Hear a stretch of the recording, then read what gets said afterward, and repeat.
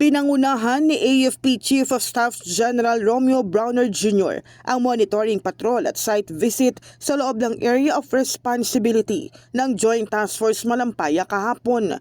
Ito'y upang suriin ang security posture at operational readiness ng Task Force para sa pagprotekta sa Malampaya Natural Gas Power Project, isa sa mga critical energy infrastructures ng bansa sa West Philippine Sea.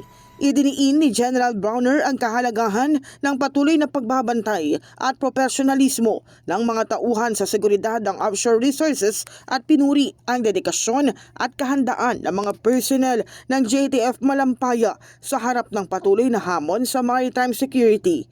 Ayon sa AFP, ito ay bahagi ng mas malawak na misyon ng institusyon na palakasin ang presensya sa mga strategic areas, ipagtanggol ang soberanya at pagtiyak ng proteksyon ng mga kritikal na infrastruktura para sa national development. In the heart of changing lives, ako si Brigada Kath Austria ng 105.1 Brigada News sa FM Manila, The Music and News Authority.